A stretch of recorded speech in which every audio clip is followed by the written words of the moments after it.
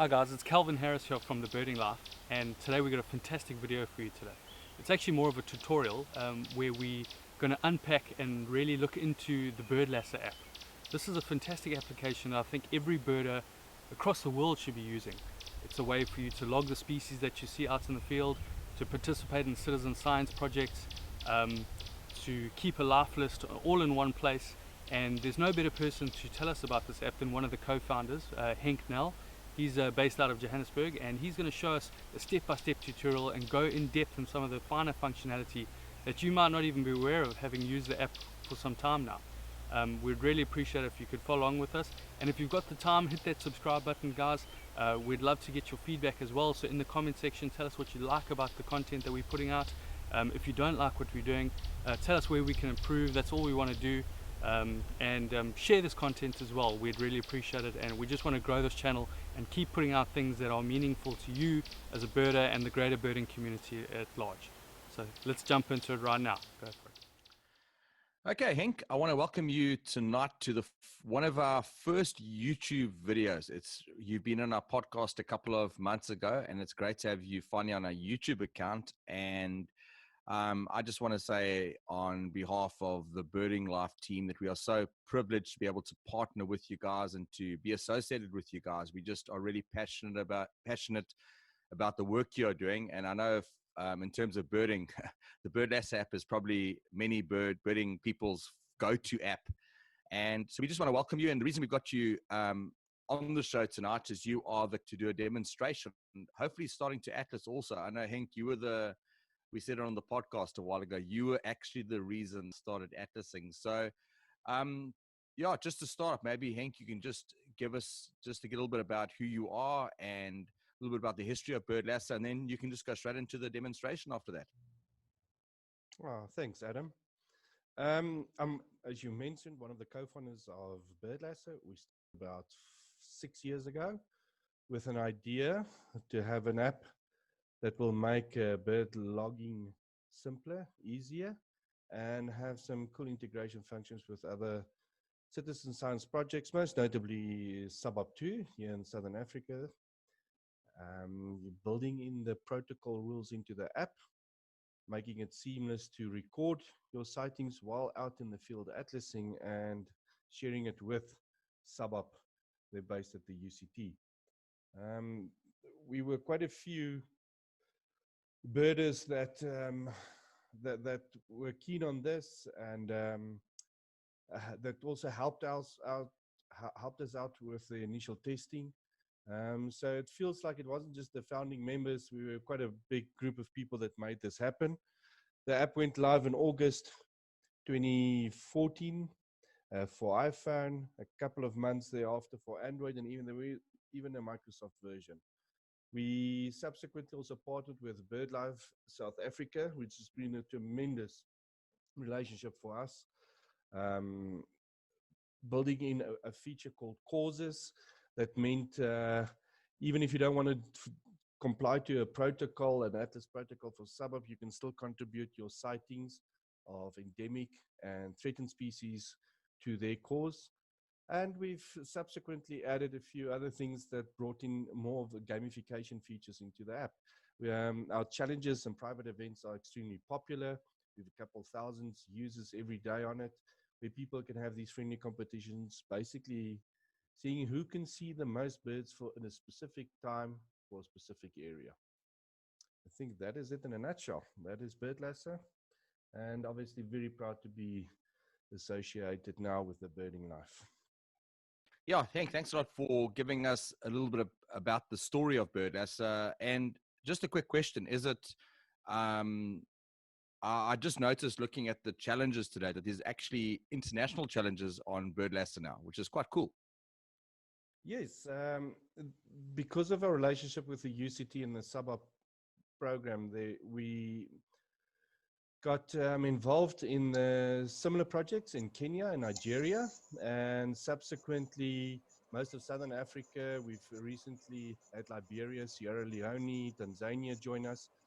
So because of the protocol, the atlasing protocol being followed across the rest of the continent, Birdlasser's gotten a great exposure on the continent. A lot of South African birders have gone elsewhere and have taken Birdlasser with and spread the news. So we currently got quite a nice following in Europe and the UK. There's quite a big group in the US, and then a very notable following in Australia, where they also have their own provincial challenges. So currently going very well. So Henk, after the last podcast, I had a whole lot of messages, people who, funny enough, had not heard of the Birdlasser app before and asked me a whole lot of questions about how to use it and that. And I just thought it'd be great to have you on the show, just to give us practically how the app works and how to also Atlas. So yeah, if we're going to hand over to you. Okay, so the first time you download the app, which is free from the Play Store and the App Store, you will require to register with Birdlasser. It's creating an account in our system. With that, you can use the app and obviously go into our website and take part in these events and challenges.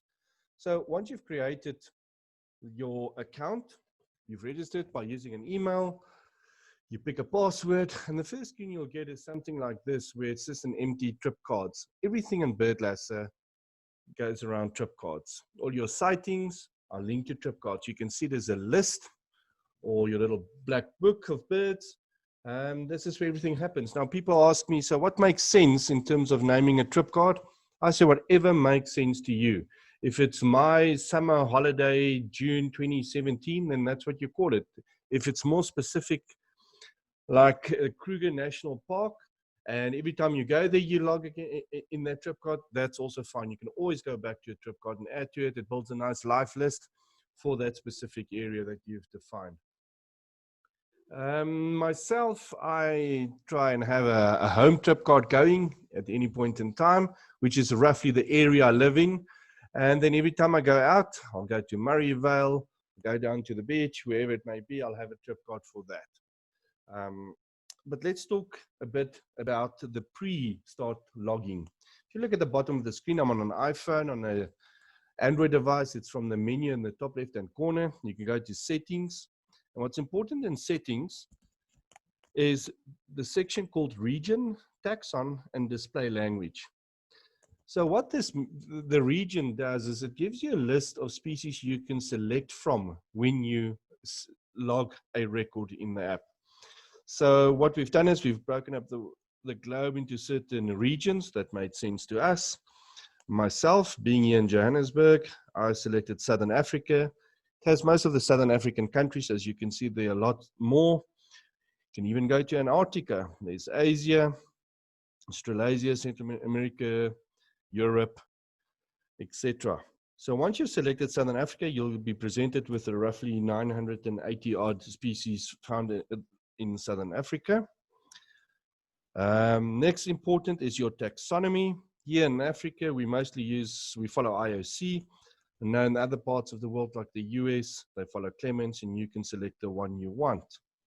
Lastly, there are 3 types of language displays. The main one I've set to English, and you'll note in the brackets here it says South Africa, so it has our South African names, English names for species. I've got a secondary language there, Afrikaans, and a tertiary one I like to use, the scientific IOC. Now, what's important about this is to note when you search for species in the list to log, you can search across all these languages.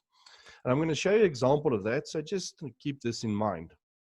Once you've done that, you've pretty much done whatever is useful. If you are an atlas and you take part in the bird map or sub-up project here in Africa, you can switch on atlasing. There's atlasing, you can switch it on, and you can have your observer details in there, which you get when you register with Birdmap or sub-up.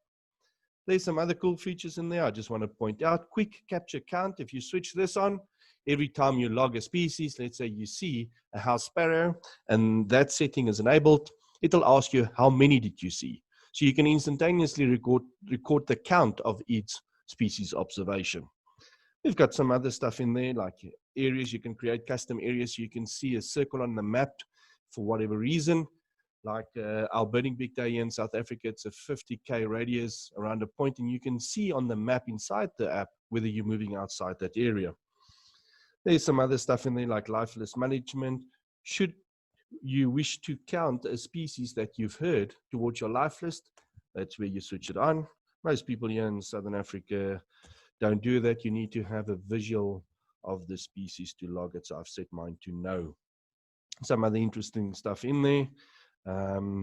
Please, if you find our app useful, go and rate us on the store. Enough about settings. Let's go and create our first trip card. You've just installed it to the app. You've registered. You see the screen. It asks you, okay, let's get going. You hear the hadida in the garden. So what do? You create a trip card. There you go. I've clicked on the big plus sign and I'm ready to create a trip card. So let's call this Demo 1. There's the different protocol modes we support. I'm not going to do any atlasing or any atlasing at sea. Just going to keep it like this. We call it just a plain record card. I'm going to say done. There's my card. It immediately goes into the card. I can see at the top it says Demo 1. That's where I am. You can see when this card started. There's 0 record, 0 species, and I'm day 1 of my card. Okay, to start logging, you see the big red button at the bottom, and I'm going to start logging. I heard the hadida. I click log, and I enter hadida. There we go. You note that I didn't have to complete the whole word. It searches in the database of all Southern African species, and it brings up what's the best match for what I've entered. Note hadida, English South Africa. Then we've got hadida below it, that's Afrikaans, and then we've got the scientific IOC name there. I tap on that record, and it adds it to the list. Here you go. I've got 1 record, 1 species, and it's number 1 in the list. Right next to the hadida, I see a feral pigeon, or rock dove as we call it here. And I quickly click a rock dove. Now, what I want to point out is I've entered rock dove, and you see rock dove appearing there. But I could also just go with doves and go DOV and have it bring up all the doves. There's rock dove. I tap on it. And there we go, the second record and second species in the list. Should I see another rock dove and I feel the need to log it, let's quickly do it and just show you that you'll note there are 3 records now on the list, but only 2 species. And also the numeric indicator to the far right in each of those records will indicate you the uniqueness number of that record. So there's only been 1 hadida, 1 rock dove, 2 species in total. Now, what I'd like to show right now is what you're looking at here is what we call the list view. This view is a list of records.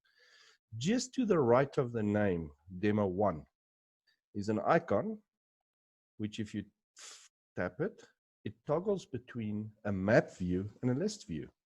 Here you can see exactly where you've logged it.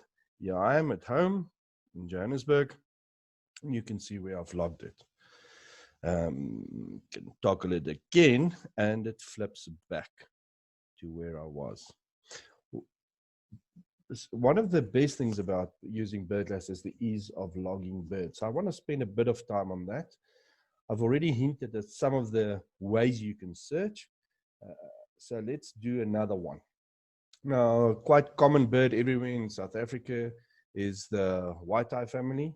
So I want to quickly show you how to log a white-eye. The one we get here in Johannesburg is the Cape white-eye. Now, there are a couple of white-eyes, and the easiest way to get to a white-eye is to go with the scientific name, Zostropos. So I just go ZOS, and I get all the white-eyes.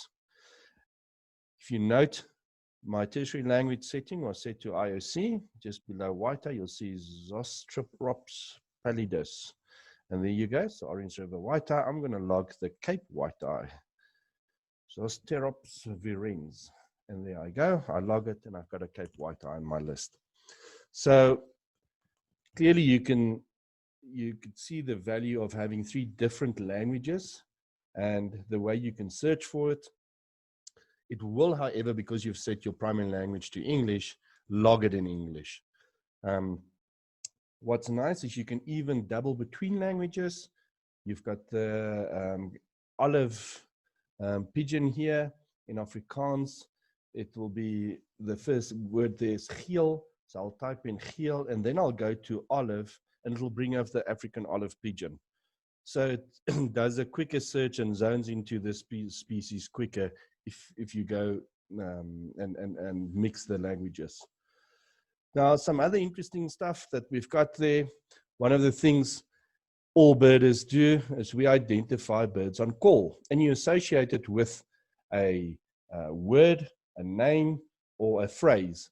So here we've got the greater honey guide, and it calls Victor, Victor. So the first thing that comes to mind when you hear it, you go, ah, Victor.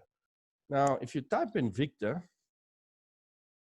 you'll get the Victorins warbler, but you also get the greater honey guide. So you can search by the call. If you know one of the common phrases of that bird, you can log it by its call.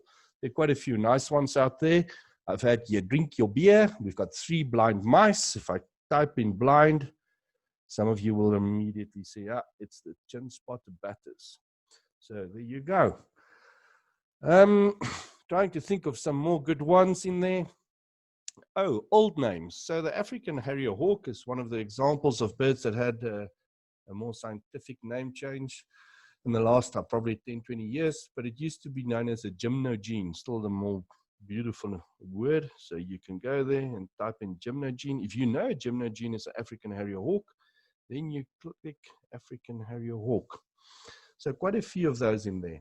Something else, if you have a common words or phrases in the bird name, like Cape White Eye. There's a lot of capes, birds, there's got whites and a lot of eyes. So think about something different. In that instance, you'll think of the scientific name and go with ZOS. But maybe it's something like a little rush wobbler. Also lots of littles, rushes, and wobblers. So I'll go with TT in little, TT for little. It'll give you all the names with a double T in it. And then I'll go with RU for little rush wobbler, and there it is the third from the top, and I can log a little rush wobbler. Now there's some other very cool stuff which most of the new phones have, and that is you can record what you see. So you can do voice recognition. It's typically built into your phone's operating system. It's not part of what Birdlasser is, but you'll see next to the space bar on your keypad on this iPhone, I've got a little recording there, and let's see how it picks up. So something else that also happens to a lot of birders is we don't know what we're looking at, but maybe you're fortunate enough to have your camera there, but you still want that exact date, time, and coordinates of where you saw that species. So it's possible to log a placeholder. So when you click log, the first species, in inverted commas, is unidentified right at the top of the list. You don't know what you see. You click on unidentified, and it has it there. What's nice now is you can go to that unidentified record, you open it up, it gives you all the details, and there are some good stuff under advanced properties. If I go down to notes, I can type in here what I've seen, and I can see, well, it was something that was green, it was big, and it had a crest, something like that. You can also maybe say, well, you know what, in my photo, I can see it was photo 122 of 300, whatever the code is, however your camera works, and you can refer back to it once you're back home, you can see what it was in your camera. But the one that a lot of people like is the ability to have a record, a sound record of this species. So for that, I see the species, I want to log it, I press and hold the log button. And now it keeps a record, a voice record of the species. So I can say, well, I'm looking at this bird, it's quite big, it's blue, it's sitting in the tree, and it's making a call. It sounds like good morning, good morning. And I leave it, it saves it, and it creates an unidentified record for this with a voice note to it. So once again, when you're back at home, you might have taken a picture and you've left yourself a voice note of what this bird looked like or sounded like. And then once you know what it is, you can click on the unidentified, you can click on the unidentified, and now you know, oh, okay, fair enough. It was maybe a cuckoo of some sort. And we log, let's go with a red-chested cuckoo. Now you go back and the unidentified has changed to red-chested cuckoo. So this feature is effectively creating a placeholder, and then once you back home and you've consulted with the experts, you can then change this record to the actual species it was. If not, this is how you delete. You can either click on the species, record in the bottom it says delete observation, or you can just flick to the right and you can delete it and it's gone. Some other things I've hinted at is once you've logged a record, tapping on that record gives you all that observation properties. You can see there's the name, Little Rush Wobbler. Here's also where you can change it. Maybe you were wrong in your identification. Somebody told you it's actually not Little Rush Wobbler. It is a, what else could it be? Let's go with a African reed wobbler. So I'm going to go wobbler and then African, and it should be at the top, and there's the African reed wobbler. Let's say the location where I saw it, it's now telling us exactly where it was actually over there to the southeastern corner. Then I take my finger, I tap down, I hold it, and it asks me, tap to move the pin there. I say yes, it moves it, it updates the coordinates, and I can go back and it would have amended itself. You can even change the date. If it's something that you saw yesterday and you forgot to log it, you log it today, you can go back and say, well, let's change it to yesterday, and you can change it and it'll move it there. You can also, after the fact, go and add the count. Maybe you do a bird count, you saw 500 common wens on the dam. It automatically goes to exact, but you know what? It's not an exact science counting coots. So I say, well, you know what? It was an estimate, and there you go. Now you've got record of 500 of them. Quite a few other things in there. You're welcome to go under advanced properties and see. You can see that you can go with gender, age, dead or alive. There's ring numbers. There's all a host of other stuff that you can record for the specific sighting. What's also interesting is right at the top, we've got there's something called keep a secret. So this is if you do take part in challenges or events and you get to see something very special, maybe a threatened species on a nest, and you don't want other people to see this record, you can switch it to keep a secret, which means Birdlasser will then not allow this record to be made public. We also have something called photographed. A lot of birders keep photographic lifers. So when you take a photo of that bird for the first time in your life, you can flag it as photographed. And it then gets to your life list as a photographic lifer. And you can also, a lot of birders do mind it whether they get a species themselves or whether they were assisted by a guide. You can say this was not your own sighting. The first sighting, you can say this was guide assisted. You can even have that. These are all parameters to this record that becomes useful in analyzing your life list data. Okay. I'm going to go back, and there is my list. Okay, so one of the reasons why Birdlasser has become very popular is due to the fact that we support the Atlas protocol, our Suburb 2 Atlas protocol. So I'm going to quickly show you how I use Birdlasser to Atlas. I'm going to create a card again, and I'm going to call it Atlas Demo. And I'm going to make sure I switch on Birdmap Atlas. There you go. Now, the difference here, if you can remember from the previous one, is that right below the logger button, there's a little timer. It says 0 minutes, and it's got 8-digit code there, 260527555, which coincidentally is the most Atlas pentad in the world. So this gives you an idea that you are now in an Atlas card. Everything else about logging a species is exactly the same. However, once you've logged that rock dove,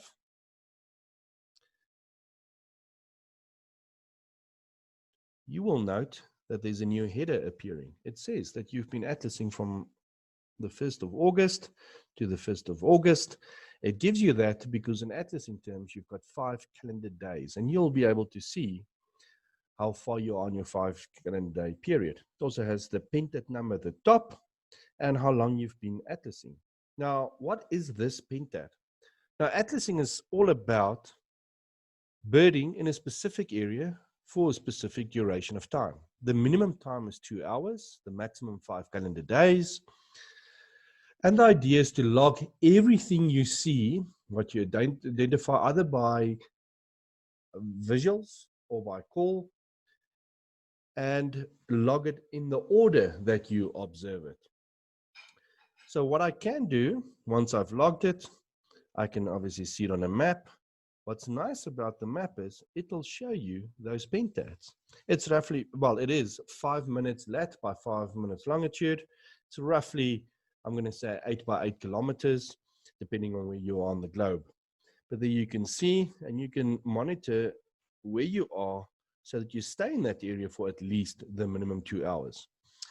Other things that you need to consider if you want to do atlasing is to try and visit all the different habitats. Why? Well, the more the habitats you visit, the more likely you are to see different species. And the whole idea is to see how many of the species that's currently in the pentad can you see and identify and can you report on.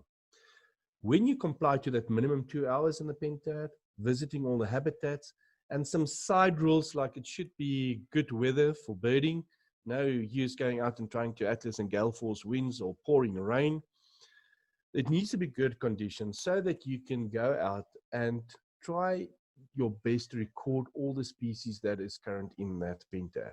Once you've done that, we call it a full protocol card. Should you not be able to do at least 2 hours or visit all the habitats, we call it an ad hoc card. So let's say I want to submit this. Clearly, this is not a full protocol card. I've only logged one species and I've only done it for, 2 minutes now. There below the log item button, it says I've only been there for 3 minutes. Clearly not a full protocol card, but let's go submit it. So I will go to my menu. It works a bit different in Android. It's actually far simpler. In iPhone, you'll need to go to the share button. I'll go share. I'll have bird map there and I'll select bird map. And there it is. It says ready to submit. I haven't submitted any other cards and there are no problems with any of my cards. So let's tap on that one. And here it gives me the breakdown just before you submit it. And it says, set the protocol. It itself has determined that it was only an ad hoc card. So that's why it's showing ad hoc. It's asking me, did I actually cover all the pentads? Or did I atlas at night? So I know I didn't. So I'm going to keep all that off. There are my observer details, which I received from SABUP when I registered with them. This is the Atlasing Authority. I got a name for my location. I call it Randburg, and there's my species. If I now click submit in the top right-hand corner, which I'm not going to do now, because this is a live system, and I don't want to have dummy data into the system. The system will send an email to SABUP, BirdMap, and they will get your data and upload it to your profile on their system. It is actually as simple as that. Once you've clicked submit, the state will also change to submitted. And you'll be able to see that you have submitted it. In this case, there's only now one record, which, as I said, I'm not going to submit. Just want to show you at this point in time some of the other features that you can access from the menu. You saw that you can share. You can also export it in a CSV file. You can hide a card, park a trip card, edit it, and show on a map. What's important to the atlasing user, the atlas user, is the ability to park a trip card. You can argue, well, you know what, I'm not going to see all the birds I can in a pentad in 2 hours. I'm going to bird 2 hours and make sure I get the full protocol. I'm going to come back tomorrow and visit the copy where I might get quite a different range of species. So what do I do that the app does not think I am busy birding? So you're going to park your trip card. Once you've parked it, you'll note that on the main screen, it has a section now that pops up that's called parked, and your Atlas demo trip card will be below parked. It now stops the timer. You and the app now has an understanding that you will not be birding again until tomorrow. You're ready to go. I will go more, and I will say unpark. And now the timer is ticking. You go into your Atlas demo, and lo and behold, on the copy, you get to see a rock thrush. And let's make it a Cape Rock thrush. And there you are. And obviously that will be logged the next day, and you've got your second species. So one of the nice things about Birdlasser, seeing as it is a bird logging app, is to make sure that we keep a proper accurate, comprehensive life list of everything you see. So, as one of the original users of Birdlasser, I've got quite a bit of data on my Birdlasser account already. So let's go and have a look at Lifelist. What do I have in Lifelist? So it goes out and it comes back and it processes all my data. In the top left-hand corner, it says for all time. You can select a specific calendar year, but I'm going to go for all time. And I've got a category called all. This is my global life list. I can also add specific areas. In this case, I've added Gauteng. I've got 401 species recorded in Gauteng in all time. In South Africa, 712. If you want to add another region that you want to keep a life list for, and by the way, you can do it retrospectively. Even if you've used Birdlasser for 5 years and you've never enabled this feature, it doesn't matter. But let's quickly go and have a look at what have I seen in the Eastern Cape in all of my life. Now, I can go with just the terrestrial Eastern Cape, or I can include the EEZ zone. That's roughly 200 nautical miles off the coast. So let's see, what is my life list count for Eastern Cape? It accesses our database, our cloud server, it calculates it, it brings it back, and my life list count for the Eastern Cape province is 223. It's quite easy. What's nice about that is if I go in there, I can get the list of species. It's just busy preparing it. And I can sort this in various ways. So I can go to the top in the menu and ask it to sort it alphabetically, A to Z or Z to A. Sort by the lifer count. Is it my first lifer or my last lifer? And also the number of those species you have seen. So you can go into your life and see what species have I logged the most. So I like mine, like my last lifer. My most recent lifer should be at the top. So one I prefer, so I go by sort by lifer. And the other nice feature is you can export this. You can send yourself the list of all of these records for this specific area. In other words, an export of your life list for this region. I'm going to do that now. But what we can see here is I clearly went and twitched the spur-winged lapwing that pitched up in Port Elizabeth back in December. As you can see it, I got it there. What's nice is if I go down to more common species, I've seen, let's go with bar-throated Apalis. When I tap on that, I can see in which trip card I've seen it. I can also click on the map view and I can see exactly where in the Eastern Cape have I seen bar-throated Apalis. Go back to the list view.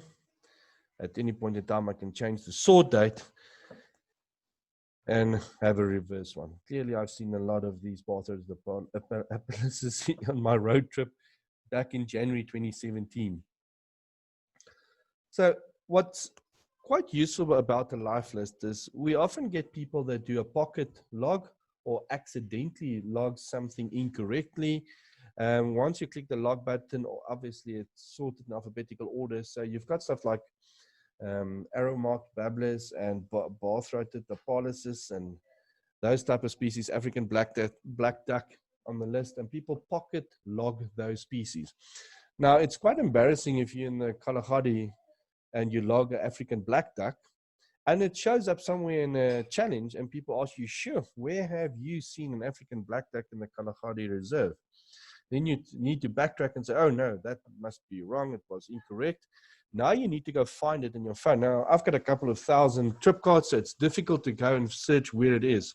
So the nice thing about this lifeless feature is if you know that you've seen that and you've accidentally logged it, if you just go into all, show me all my life I've ever had. And I go, okay, might take a long time to process my over 1 million records, but you'll see that it says search in life list. So you can type the disputed species name in there and it'll bring up all the trip cards in which you've logged it.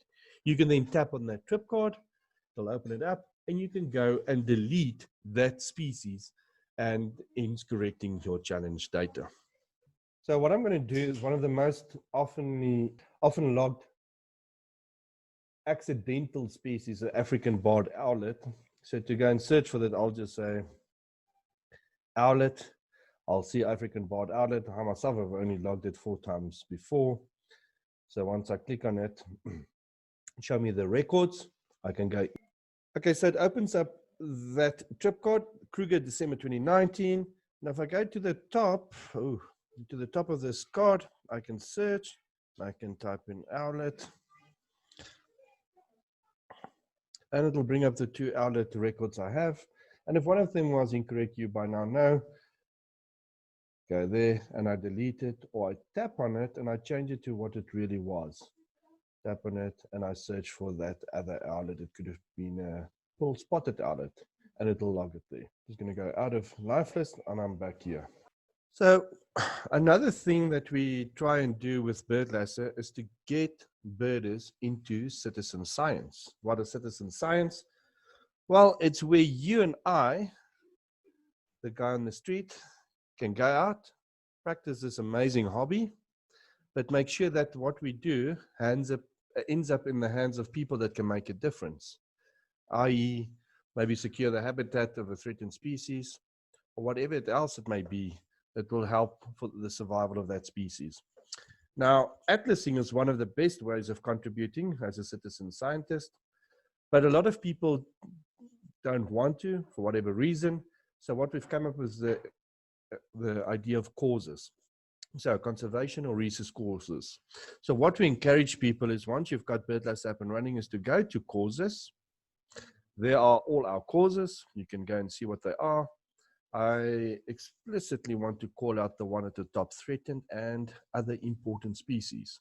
If you tap on that one, you'll see there's the owner is BirdLife South Africa, which means if you opt into this one, if you select that support this cause, then every time you log one of their species, I mean the ones that they monitor, might be endemic species, threatened species, that record will automatically end up with them.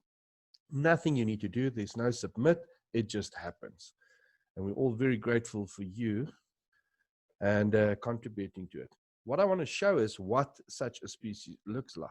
Now, one of the species we have in South Africa that threatens is also our national bird, the blue crane. So if I was to log a blue crane, let's get all the cranes, you'll note a little, this is an apple, a little black dot.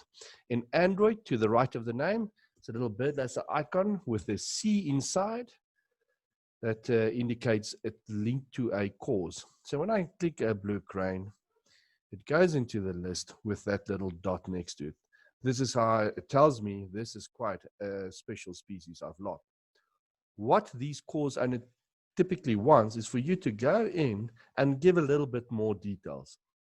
Specifically, where exactly you've seen this. Now, you know, when you log a species, it will obviously take your coordinates of where you are, typically in your car or on the road. The blue crane is obviously not there right next to you. It's in the field, maybe 200-300 meters away from you, and it's hardly ever one. There's probably a group of them, a whole flock of them. So what we do is I go to the location, I see it on a map, I know it wasn't there where it was actually about 200 meters away, so I'll say, you know what, it was actually over there, and I can with confidence say it's within 500 meters of where I've dropped the pin, or it's exactly there. Now I click done, so I've given the people that's going to receive this data pinpoint accurate data of where this species was. But even better, I'll tell them it wasn't just one. I mean, I was driving by at 100 k's an hour when I saw it, then the beautiful Agulhas Plains.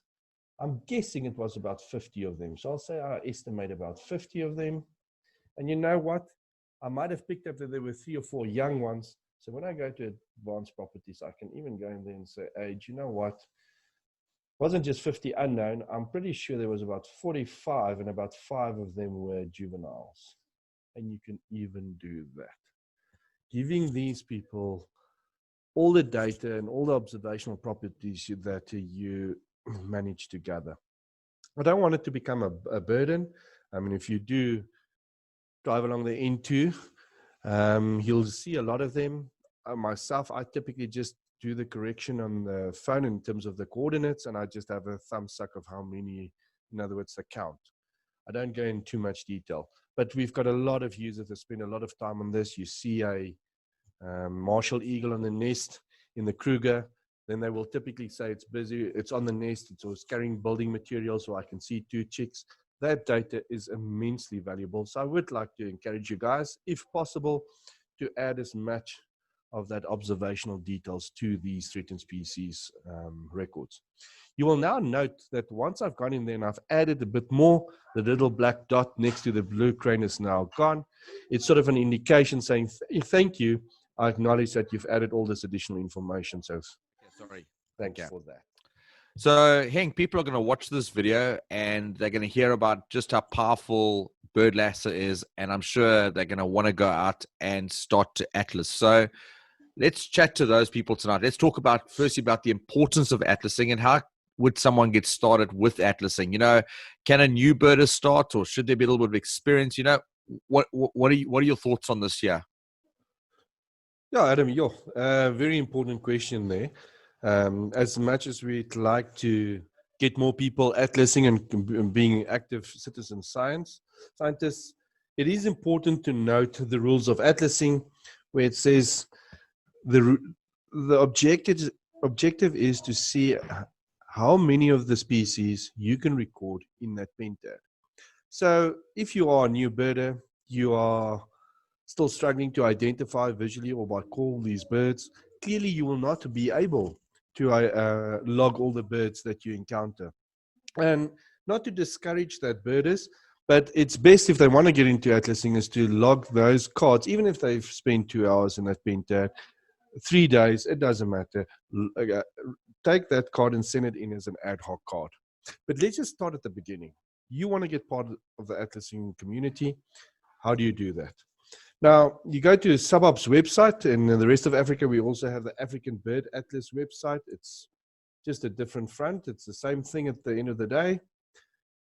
Once you're on the website, there'll be a clear link to where you go to register, enter an email address. They send you what's called an observer number. That's it.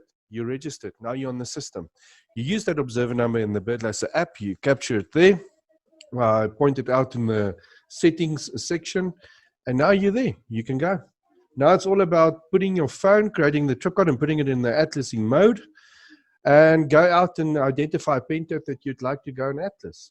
Very important again, it's all about trying to get to all the species in that pentad in this given 5-day calendar period. So if you are struggling to identify, it's the first time you go to a grassland area and all those LBJs look and sound the same to you. It's not just the rufous-napped larks. It's not worth sending it in. If you couldn't identify 5 or 10 of those species, rather spend the time then, not getting frustrated, but mastering the skills of those species and getting them identified. Take photos, do sound recordings, go out with an expert, and become that expert. My saying to people when they tell me, but you know what, I don't want to go do atlasing, it feels too cumbersome, or you need to be too good. There's nothing that turns you in a good birder as quick as going out and atlasing. Even if it means for the first 6 months or a year, you only submit ad hoc cards. The fact that you've got this, I want to call it a bit of pressure to accurately and correctly identify birds makes you go into a mode where you, in an extremely focused state, where you observe the species not by its color, but the calls, its behavior, and you start becoming that expert that you thought you'll never be able to become. So atlasing makes you a good birder. Continue submitting those ad hoc cards. You'll soon realize that you're building enough confidence and that you are able to identify most of those species. Also helps if you go back to an area where you are familiar with the species. I'm thinking of your local park or reserve. Slowly but surely, you are going to become a master. And once you've reached that point and you've got that first full protocol card with, let's say, a good healthy number of 60 or 70 species, soon the competition bug will bite you and you say, but can't I do better next time? Isn't there a few other habitats I haven't visited, disturbed habitats, or the local garage where I can get a house sparrow and a myna, and not just the pristine habitats? This is when you become that expert birder, not just identifying, but what it is to expect certain species in specific habitats. And once you start, you just don't go back. So, Henk, can you there's a whole lot of challenges on Birdlasser. Can you show us a little bit about how the challenges work and how people can link up with those challenges? Yeah, sure. Start off by going to the Birdlasser website. On our website, by the way, some other useful information. I just want to point out, once you go right to the bottom, there's a help or FAQ, where you'll also see quite a few nice tips and hints about the app and stuff that happens in the Birdlasser world. Might even address some of your questions. On our website, at the top, menu item called Play, where we host our challenges and events. When you tap on Play, it'll open a list of currently available public challenges for you to join. If I look at this one for 2020, there's a Southern African one. This is the Southern African region. It includes Botswana, Namibia, Zim, Southern Mozambique, and then South Africa, Lesotho, and Eswatini. Quite easy to join. If you have logged into the website, you can see that I'm logged in. It's Henk.